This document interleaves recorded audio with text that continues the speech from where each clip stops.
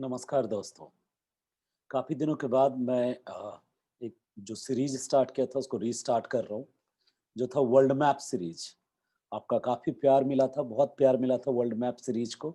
लेकिन अभी बीपीएससी के एग्ज़ाम के कारण बीपीएससी को टारगेट करके मेरे जो लाइव क्लासेस चल रहे हैं, उसमें मैं ज़्यादा व्यस्त हो गया था, इसलिए उस सीरीज़ को कंटिन्यू नहीं कर पाया था।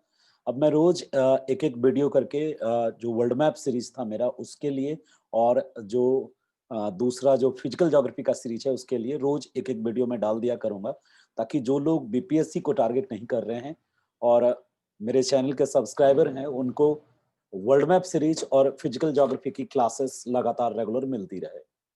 तो वर्ल्ड मैप सीरीज में अब तक जो हम लोगों ने पढ़ा है, वो क्या है सबसे पहले इसमें हमने कंप्लीट किया था हम लोगों ने साउथ अमेरिका। पीछे साउथ अमेरिका की वीडियो आपको मिल जाएगी जिनका ये पहला वीडियो है। और इसमें हमने साउथ अमेरिका का पॉलिटिकल मैप पूरा डिटेल में एक्सप्लेन किया था आपको। और फिर दूसरा स्टार्ट किया था हमने आपके साथ नॉर्थ अमेरिका, यानी दक्षिणी अमेरिका और उत्तरी अमेरिका बना के आपको बनाना भी सिखाया था और इसमें जो भी फिजिकल फीचर हैं वो हमने डिस्कस किया था आपको। आज मैं आपको अफ्रीका बताऊंगा और नॉर्थ अमेरिका और साउथ अमेरिका के जो बचे हुए टॉपिक्स थे उनको भी एक्सप्लेन करूंगा। अब तक सिर्फ आपने पॉलिटिकल मैप देखा था, इट मीन्स कहाँ पे कौन सी कंट्री है और कहाँ पे कौन सा स्टेट है, मेनली उसको फोकस किया था। लेकिन अब जो अपनी क्लास है इसमें हम इसके फिजिकल फीचर्स भी देखेंगे। नॉर्थ अमेरिका में हमने माउंटेन देख लिया था, प्लेटूज देख लिया था, आई थिंक डिजर्ट भी देखा था, या रिवर्स बचे हुए थे नॉर्थ अमेरिका के। तो अभी जो ये वीडियो है, इस वीडियो में मैं नॉर्थ अमेरिका की एक समरी दूँगा आपको और नॉर्थ अमेरिका की समरी के साथ-साथ नॉर्थ अमेरिका के जितने भी फिजिकल फीचर्स लास्ट टाइम हमने आपको एक्सप्लेन किए थे लास्ट वीडियो में, उसको एक बार रिवाइज़ कर दूँगा शॉर्ट में और फिर तब हम आपको ले चलेंगे अफ्रीका की तरफ। यानी कल जो इसमें वर्ल्ड मैप सीरीज़ में जो कल वीडियो आएगी आपकी, कल शाम तक वो आएगी अफ्रीका की और आज नॉर्थ अमेरिका कंप्लीट कर दिया जाएगा। तो चलिए बिना टाइम वेस्ट किए हुए हम नॉर्थ अमेरिका का एक डायग्राम बनाने सीखते हैं, रिवाइज कर लेते हैं कैसे बनाना है नॉर्थ अमेरिका के डायग्राम को। तो आपने देखा था कि साउथ अमेरिका जहां फिनिश हुआ था, वहां से एक पतले स्ट्रिप के रूप में आगे एक पेनिनसुला बनाया था, मेरिडा पेनिनसुला, और उसी को युकाटन पेनिनसुला भी कहते थे। और फिर उसके बाद गल्फ ऑफ मैक्सिको बना था और फिर फ्लोरिडा कोस्ट बना था। और फ्लोरिडा कोस्ट के बाद आपने बनाया था गल्फ ऑफ सेंट लॉरेंस और उसके बाद आपने बनाया था लेब्राडोर पेनिनसुला और फिर लेब्राडोर पेनिनसुला के बाद बे ऑफ हडसन आपने बनाया था और बे ऑफ हडसन के बाद गल्फ ऑफ अलास्का बनाया था आपने। और अलास्का पेनिनसुला के बाद एक उल्टा एस जैसा स्ट्रक्चर बनाते थे आप और उस उल्टे एस जैसे स्ट्रक्चर के एंड में एक और पेनिनसुला बनाते थे जिसको आप कैलिफोर्निया पेनिनसुला कहते थे। और फिर इसको एक बार मेरिडा के पास हल्का सा थोड़ा टर्न करते थे और फिर नीचे की तरफ स्ट्रिप बना देते थे। ये आपने नॉर्थ अमेरिका बनाने सीखा था, जिसमें मैंने पहले ही बताया कि मैपिंग बनाने की जो टेक्निक है मेरी, वो लैंडफॉर्म मेथड है, मतलब हम लैंडस्केप मेथड है, जिसमें हम की कोई पार्टिकुलर लैंडमार्क ले लेते हैं, सॉरी लैंडमार्क मेथड। तो जैसे इसमें हमने कौन-कौन सा लैंडमार्क लिया, तो हमने इसमें जो लैंडमार्क चुना, मेनली चुना आपका सबसे पहले ये युकाटन पेनिनसुला को चुना, युकाटन पेनिनसुला था, ठीक है? और युकाटन पेनिनसुला या प्रायद्वीप जिसको मेरिडा पेनिनसुला भी बोलते हैं। और इसके बाद हमने डिस्कस किया था इसको कि ये गल्फ ऑफ मैक्सिको है, ठीक है? गल्फ की मैक्सिको की खाड़ी है, गल्फ ऑफ मैक्सिको, ठीक है? और उसके बाद हमने आपसे कहा था कि ये जो एरिया है, ये जो निकला हुआ पूँछ जैसा स्ट्रक्चर है ये अ, फ्लोरिडा पेनिनसुला है। पेनिनसुला मतलब प्रायद्वीप, फ्लोरिडा पेनिनसुला है, फ्लोरिडा प्रायद्वीप है।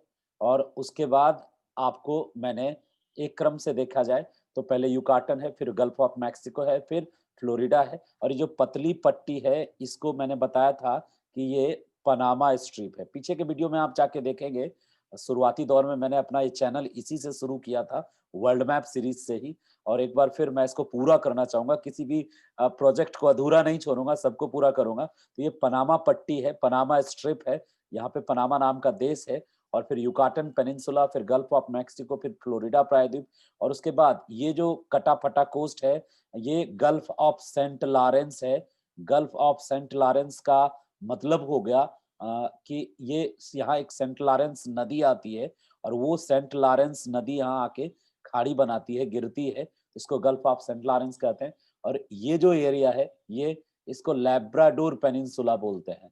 लैब्राडोर पेनिनसुला, पेनिनसुला मतलब प्रायद्वीप। प्रायद्वीप जो तीनों ओर पानी से घिरा होता है, उसको प्रायद्वीप बोलते हैं। तो ये लैब्राडोर पेनिनसुला है, ठीक है। और ये उसके बाद हम आगे बढ़ते जा रहे हैं क्रम से। तो ये वाला जो पोर्शन है, ये बे ऑफ हडसन है। बे ऑफ हडसन कहिए, या आप इसको हडसन की खाड़ी भी कह सकते हैं। ये हडसन की खाड़ी है, ठीक है। बे ऑफ हडसन या हडसन की खाड़ी कहिए इसको, ठीक है। और फिर जो ये आगे की तरफ निकला हुआ पार्ट है ना, ये अलास्का पेनिनसुला है। अलास्का पेनिनसुला है। अलास्का प्रायद्वीप, पेनिनसुला यानी प्रायद्वीप है। अलास्का पेनिनसुला है जो बिल्कुल उधर जाके बेरिंग स्ट्रेट से सट जाता है बीच में। बेरिंग स्ट्रेट से उस तरफ से एशिया से कनेक्टेड हो जाता है, ये सट जाता है। फिर ये एक अलास्का की खाड़ी है, अंदर जो घुसी हुई एरिया है, ये अलास्का की खाड़ी है। यहीं पे अलास्का करंट है, नाम अलास्का करंट है, लेकिन वो गर्म जलधारा है। तो अलास्का की खाड़ी वाला क्षेत्र है ये, जिसको आप जहां से उल्टा एस को आप शुरू करते हैं, वहां अलास्का की खाड़ी है, ठीक है। अलास्का की खाड़ी के बाद आगे चलते हैं, तो ये जो पूंछ जैसा स्ट्रक्चर निकला हुआ देखते हैं, ये कैलिफोर्निया है, कैलिफोर्नियन पेनिनसुला। ये कैलिफोर्निया प्रायद्वीप है, कैलिफोर्निया प्रायद्वीप है ये, कैलिफोर्निया का प्रायद्वीप है। तो इस तरीके से आपको हमने मानचित्र बनाना सिखलाया था नॉर्थ अमेरिका का, ठीक है। अब हम नॉर्थ अमेरिका के आंतरिक भाग में यदि चलें, तो हमने आपको मुख्य भूमि के देशों का भी विवरण बताया था। सबसे पहले बताया था कि यहाँ पे एक 29 डिग्री पैरेलल है, मतलब 49 डिग्री अक्षांश बोलिए इसको, 49 डिग्री अक्षांश है। ये 49 डिग्री अक्षांश रेखा जो है, ये सीमा बनाती है किसकी? ऊपर कनाडा नाम का देश है, कनाडा है ये, कनाडा। और नीचे संयुक्त राज्य अमेरिका है नीचे। और इनके बीच बॉर्डर जो बनाती है, ये 49 डिग्री अक्षांश, ये इनके बीच बॉर्डर का काम करती है, दोनों के बीच, ठीक है। इस तरह के इंटरनेशनल बॉर्डर को आप, ये इंटरनेशनल बॉर्डर है जिसको हम मेनली ज्योमेट्रिकल बॉर्डर भी बोलते हैं, नेचुरल बॉर्डर, नेचुरल बाउंड्री बोलते हैं, नेचुरल बाउंड्री। और यहाँ पे एक छोटा सा प्रांत और भी है, पार्ट है, जो अलास्का कहलाता है, ये भी यूएसए का है, यूएसए के कब्जे में है, यूएसए का है ये अलास्का। इसकी कहानी ये है दोस्त कि 1860 में यूएसए ने इसको परचेज किया था। आप सोचेंगे किससे? कनाडा से? नहीं, यूएसए ने खरीदा था इसको 1860 में, रूस से खरीदा था, यानी यहां तक रूस का कब्जा था। ये बहुत ही जबरदस्त इंफॉर्मेशन है कि रूस अलास्का तक था। रूस से खरीदा था 1860 में। किसने खरीदा था? यूएस ने। किसको? अलास्का को। आगे चले हम, इतनी बात समझ लिया आपने, अलास्का को देख लिया आपने, कनाडा को देख लिया आपने। कनाडा में बहुत सारे आइलैंड भी हैं। कनाडा जो है दुनिया का रूस के बाद दूसरा सबसे बड़ा देश है। आकार में कनाडा का नंबर दूसरा है। इधर जो हडसन बे के ऊपर जो स्पेस है ना, इस स्पेस में कई सारे कंट्री हैं, सॉरी आइलैंड है। जैसे एक आइलैंड है बफिन आइलैंड, नाम सुना होगा आपने, बफिन आइलैंड। एक आइलैंड है विक्टोरिया आइलैंड। तो यहाँ पे कई सारे आइलैंड हैं, जिनमें से फेमस जो है वो यहाँ पे इसके ठीक ऊपर एक आइलैंड है, इस तरह से आइलैंड है। ऐसे तो यहाँ हजारों आइलैंड हैं छोटे छोटे, ये सब आइलैंड कनाडा के आइलैंड है। और इन्हीं आइलैंड में से एक बड़ा आइलैंड है बफिन आइलैंड। बफिन आइलैंड, सॉरी, एक विक्टोरिया है और एक बफिन है। बफिन इस तरफ है, ठीक है, ये बफिन है। और ये विक्टोरिया आइलैंड है, सब कनाडा का ही आइलैंड है। इधर कई सारे छोटे छोटे आइलैंड बड़े पड़े हैं, बहुत सारे आइलैंड है। और इसके आगे यहाँ पे एक और आइलैंड है दोस्त। यहाँ जो आइलैंड है ना, इसको कहते हैं, इसका नाम दिया गया है new found land. New found land यानी नाम से ही पता चल रहा है नया खोजा हुआ आइलैंड है। ये भी कनाडा के अंदर में है।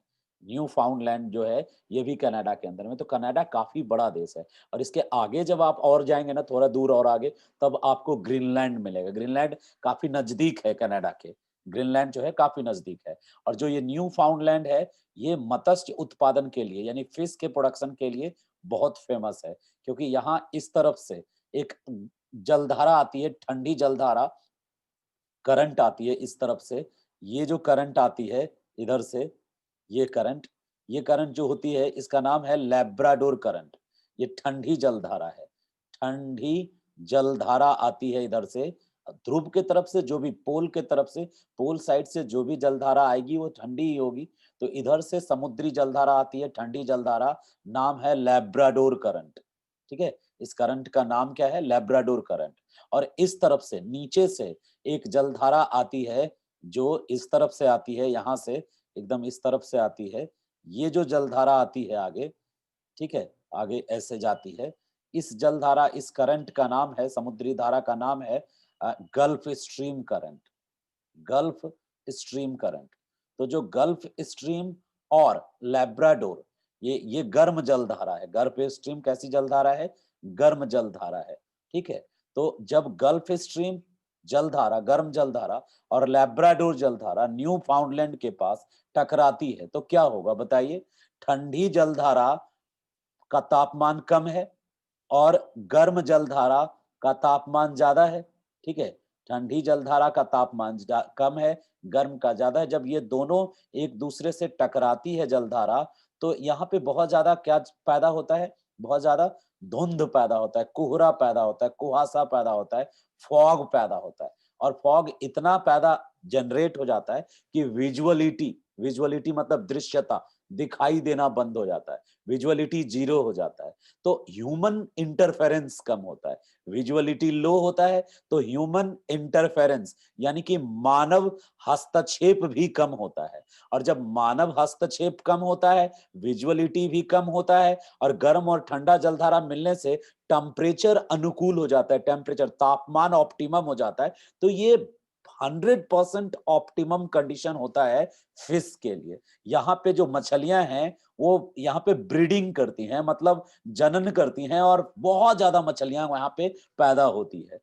क्या कारण है कि यहाँ मछली का बैंक है, फिश बैंक है, ग्रैंड बैंक है फिश का, सबसे बड़ा बैंक है फिश का, जो बहुत ज्यादा फिश का प्रोडक्शन यहाँ क्यों होता है? तो एक तो लैब्राडोर जलधारा इधर से आती है, गल्फ स्ट्रीम इधर से आती है। गल्फ स्ट्रीम गर्म जलधारा है, लैब्राडोर ठंडी जलधारा है, और दोनों जब टकराती है तो गर्म और ठंडी जलधारा के टकराने से बैलेंस हो जाता है, टेम्परेचर बैलेंस हो जाता है, फॉग जनरेट हो जाता है, ह्यूमन इंटरफेरेंस कम हो जाता है क्योंकि विजुअलिटी कम होती है। तो ऐसे केसेस में यहाँ नेचुरल एक कंडीशन क्रिएट होता है, एक स्थिति बनती है जिस स्थिति में बहुत ज्यादा ब्रीडिंग करता है फिश। फिश यानी बहुत ज्यादा बच्चे वहां पे जन्म देता है, एग देता है, और वो बहुत ज्यादा संख्या में होते हैं फिश। इसलिए जो न्यू फाउंड लैंड है ये फेमस है वर्ल्ड में फिश प्रोडक्शन को लेके।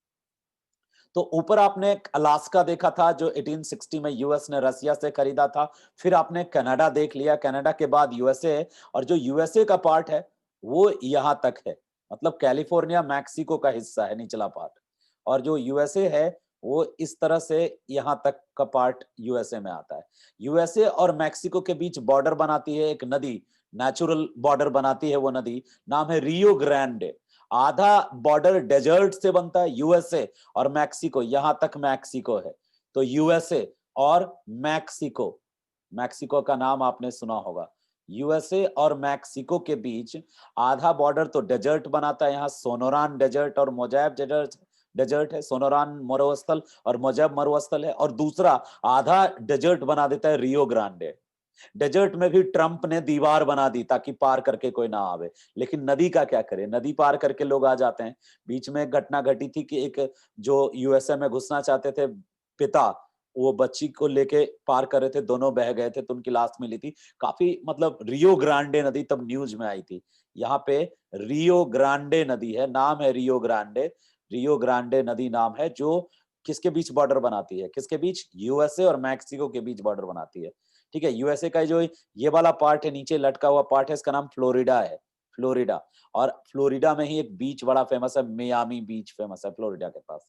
फ्लोरिडा यहाँ है। और यही फ्लोरिडा के आगे जो जॉर्जिया नाम का जगह है, वहाँ डब्ल्यूटीओ का हेड ऑफिस है। ठीक है, सॉरी डब्ल्यूएचओ का, वर्ल्ड वर्ल्ड हेल्थ ऑर्गेनाइजेशन का हेड ऑफिस है, जो अभी कोरोना टाइम में काफी पॉपुलर हुआ था। तो रियो ग्रांडे आपको याद रहा होगा, और कैलिफोर्निया आपको याद रहा जो मैक्सिको का पार्ट है, और पूरा मैक्सिको आपको याद रहा होगा।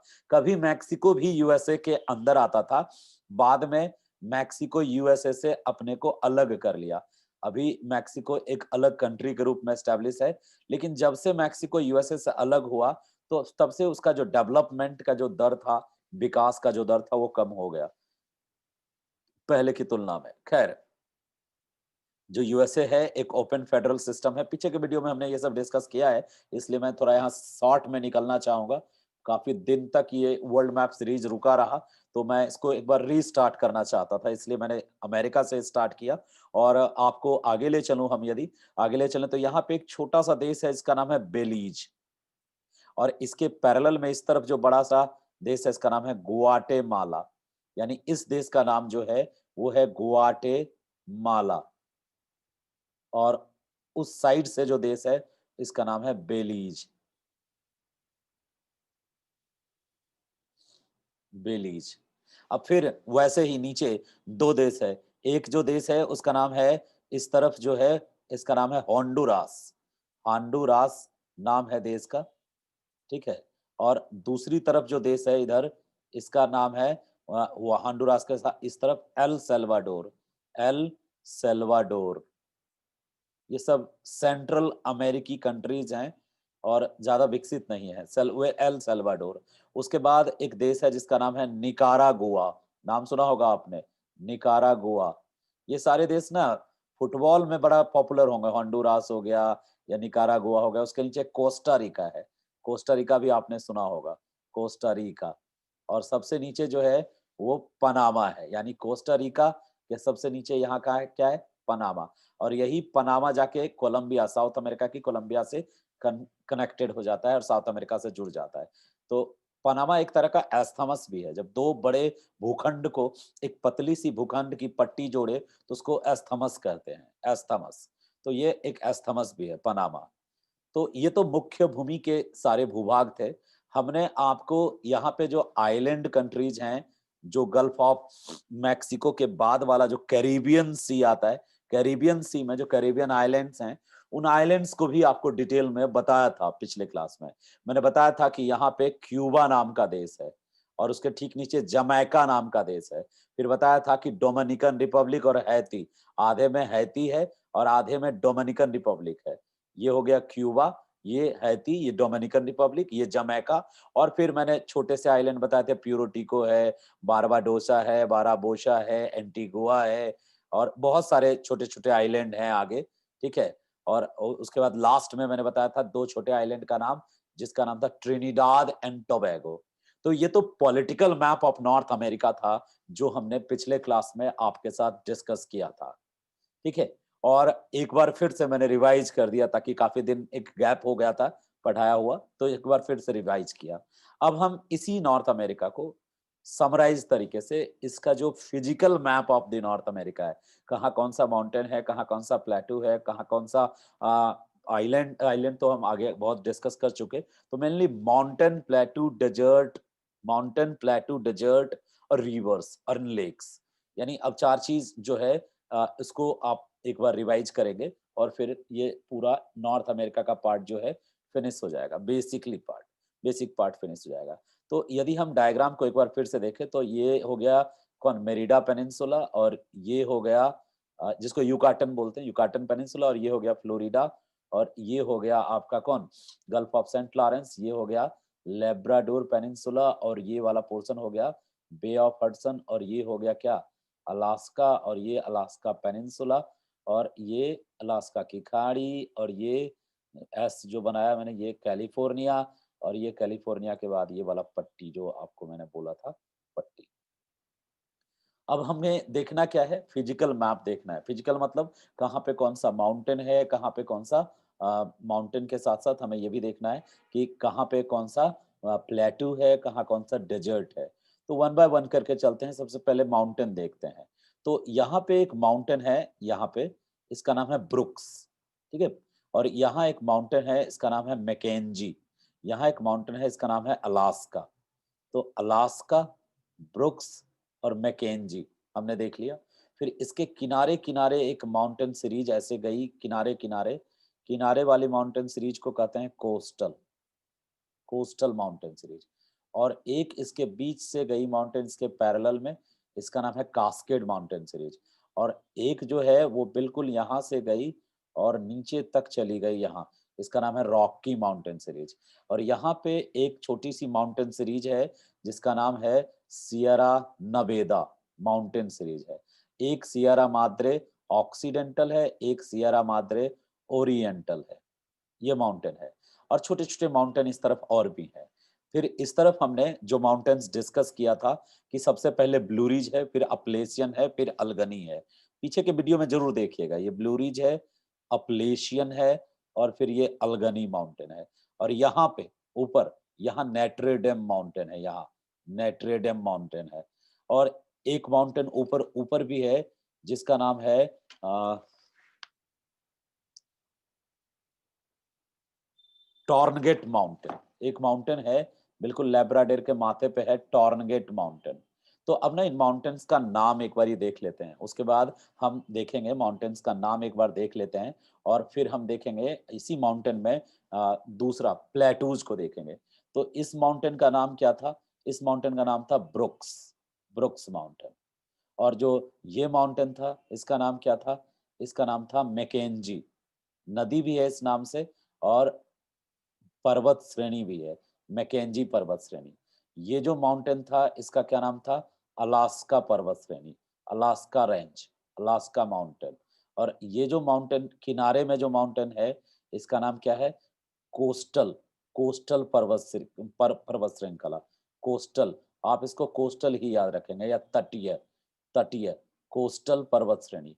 और जो इसका नाम है, इसका नाम है कास्केड, कास्केड ही बोलते हैं इसको, हिंदी इंग्लिश दोनों में कास्केड। और इसी तरह से जो एकदम अंदरूनी हिस्से में है, ये जो है ये हिस्सा लास्ट में, इसका नाम है रॉकी। और कंबाइंडली देखा जाए तो इस पूरे को पर्वत श्रृंखला को रॉकी पर्वत श्रृंखला के नाम से ही जाना जाता है। कंबाइंडली सबको रॉकी ही कहते हैं क्योंकि रॉकी सबसे बड़ी विस्तृत पर्वत श्रृंखला है। और यहाँ क्या है? सियरा नेवेदा, सियरा नवेदा नाम का पर्वत है, ठीक है, सियरा नेवेदा। और यहाँ जो माउंटेन है इसका नाम है सियरा माद्रे ओरिएंटल और अगला इसका नाम है सियरा माद्रे ऑक्सीडेंटल। तो माउंटेन सीरीज आप याद रखेंगे, इधर वाला जो माउंटेन सीरीज है इसका नाम है सियरा माद्रे ओरिएंटल, ओरिएंटल मतलब पूर्वी, ठीक है। तो ये हो गया सियरा माद्रे ओरिएंटल, ओरिएंटल मतलब होता है पूर्वी। और जो इस तरफ है ये, इसका नाम है सियरा माद्रे ऑक्सीडेंटल, ऑक्सीडेंटल का मतलब होता है पश्चिमी। तो ये सियरा माद्रे ऑक्सीडेंटल है, यानी कि पश्चिमी पर्वत श्रेणी है। इस तरफ हमने किनारे में सबसे पहले बताया था कि ब्लू रिज नाम का माउंटेन है, ब्लू रिज। और जो बीच में और थोड़ा बड़ा है उसका नाम है अपलेशियन।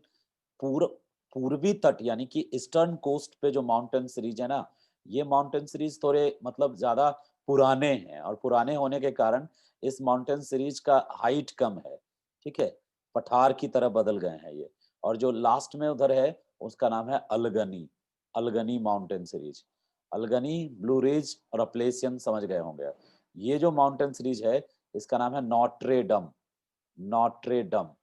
और जो यहाँ है इसका नाम है टॉर्नगेट, टॉर्नगेट। अब देखिए माउंटेन सीरीज में आपको क्या पढ़ना पड़ता है? ये सब के सब आप अभी इस मानचित्र में क्या देख रहे हैं? पर्वतों की स्थिति देख रहे हैं। रटना नहीं चाहिए, आपको समझ एक विकसित करनी है, ठीक है। और मैं चाहूंगा कि मेरे जितने भी भाई बहन मेरे इस यूट्यूब फैमिली में जुड़े हैं वो सब मेरी तरह एक समझ विकसित करें मानचित्र का, ठीक है। मानचित्र बनाना भी सीखें मैनुअली, ताकि आंसर राइटिंग जब आप करेंगे ना तो वहां हाइलाइटर नहीं देगा कि हाईलाइट कर दो, बना बनाया मैप है। वहां पे आपको खुद आपकी क्षमता देखेगा कि आप आपका मेंटल ग्राफिक ग्राफ बनाने की क्या कैपेसिटी है, यानी आपका माइंड कितना ज्यादा ग्राफिकल फॉर्म में चीजों को लर्न करता है। तो आपकी लर्निंग एबिलिटी देखी जाएगी। तो ये जो हमने अभी डिस्कस किया, ये पर्वतों की स्थिति है। पर्वतों की स्थिति यानी जब आप माउंटेन पढ़ रहे होते हैं, पर्वत पढ़ रहे होते हैं किसी कॉन्टिनेंट का, तो क्या आपसे उम्मीद की जाती है कि आपको उन पर्वतों से संबंधित, यदि हम सिविल सर्विस के अधिक मतलब हाई लेवल पे जाके सोचें, तो इन पर्वतों से संबंधित आपको क्या-क्या जानने की आवश्यकता होती है? एक होती है कि इसकी उत्पत्ति की कहानी आपको पता हो कि इन पर्वतों की उत्पत्ति कैसे हुई है। दूसरी दूसरी चीज़ जो आपको जाननी होती है कि ये ऑब्जेक्टिव की तरह है कि इसकी जो हाईएस्ट पिक्स हैं, चोटी, ठीक है? चोटी कौन है? खास करके जो सर्वोच्च चोटी है, जिसकी ऊँचाई जो है सबसे अधिक है। ऊँचाई के आधार पे जो ऊँची-ऊँची चोटियाँ हैं, पिक्स ऑफ द सीरीज़, ये ध्यान ध्यान में रखना बहुत ज़रूरी होता है। इसके अलावा अन्य कोई सूचना है पर्वतों से संबंधित, यदि कोई अदर इन्फॉर्मेशन है, चाहे उसके अदर इन्फॉर्मेशन है, तो उसको हम जानकारी को रखेंगे, ठीक है? तो अब हम यहाँ पे देखें कि ओरिजिन की बात करें, हमने पिछले वीडियो में भी समझाया होगा शायद कि ओरिजिन जो हुआ है इस रॉकी माउंटेन सीरीज का, ये हुआ है टकराने से। किसके टकराने से? तो एक तरफ पैसिफिक ओशियंस का जो प्लेट है, यानी कि प्रशांत महासागर के तल में जो चट्टानें हैं, ठोस चट्टानें, पैसिफिक ओशियन के अंदर जो चट्टानें हैं, वो ठोस हैं, ज्यादा सॉलिड हैं, रिजिड हैं, उसको कहते हैं महासागरीय प्लेट। तो आगे प्रशांत लगा दें तो और अच्छा होगा। तो प्रशांत महासागरीय प्लेट, प्रशांत महासागरीय प्लेट जब टकराई किससे? उत्तरी अमेरिकी प्लेट से, ठीक है। अब देखिए, जो उत्तरी अमेरिकी प्लेट है, ये महाद्वीपीय प्लेट है, कॉन्टिनेंटल प्लेट है, कॉन्टिनेंटल प्लेट है। और जो प्रशांत महासागरीय प्लेट है, ये ओशियनिक प्लेट है, ओशियनिक प्लेट है। तो ओशियनिक प्लेट ज्यादा रिजिड होता है, ज्यादा ज्यादा डेंस होता है, ज्यादा हार्ड स्ट्रांग होता है, और वो मुड़ेगा नहीं, टूट जाएगा मुड़ेगा नहीं, धंस जाएगा मुड़ेगा नहीं। लेकिन जो कॉन्टिनेंटल प्लेट होता है, कॉन्टिनेंटल प्लेट जो होगा, वो क्या होता है, थोड़ा हॉलो होता है, उतना रिजिड नहीं होता है, तो वो मुड़ जाएगा, मुड़ेगा तो फोल्ड होगा, और फोल्ड होगा तो फोल्डेड माउंटेन जनरेट होगा। तो जो रॉक की पर्वत श्रृंखला आप पढ़ रहे हैं, रॉक की पर्वत श्रेणी आप पढ़ रहे हैं नॉर्थ अमेरिका की, ये सब उसी के अंश हैं, उसी का हिस्सा है। तो रॉक की पर्वत श्रेणी एक फोल्डेड माउंटेन है, फोल्डेड माउंटेन। क्या होता है ये फोल्डेड माउंटेन? फोल्डेड माउंटेन जो होता है, ये फोल्डेड माउंटेन फोल्डेड माउंटेन जो है, ये फोल्डेड माउंटेन मेनली जो कनेक्टेड होता है, ये कनेक्टेड होता है फोल्डेड माउंटेन इससे ओशियनिक प्लेट्स के टकराने से। जब दो प्लेट्स आपस में टकराते हैं, देन इस तरीके के फोल्डेड माउंटेन क्रिएट होते हैं। तो आज की वीडियो में हम इतना ही आपसे डिस्कस करेंगे, जिसमें मैं माउंटेन्स आपको एक्सप्लेन किया। कल जो वीडियो आएगी ना, कल की वीडियो में मैं एक नए कॉन्टिनेंट के साथ आऊंगा, और वो जो कॉन्टिनेंट होगा वो अफ्रीका होगा, और रेस्ट पार्ट ऑफ अमेरिका भी कंप्लीट कर देंगे। और माफी चाहेंगे इतना गैप लेने के लिए, थोड़ा व्यस्त कार्यक्रम के कारण मैं ये सीरीज कंप्लीट नहीं कर पाया था। Then I will complete this series in this month, sorry, in next month तक में पूरी सीरीज कंप्लीट हो जाएगी मैपिंग की। तो थैंक यू, धन्यवाद। समाप्त करते हैं आज की क्लास यहीं पे, ठीक है।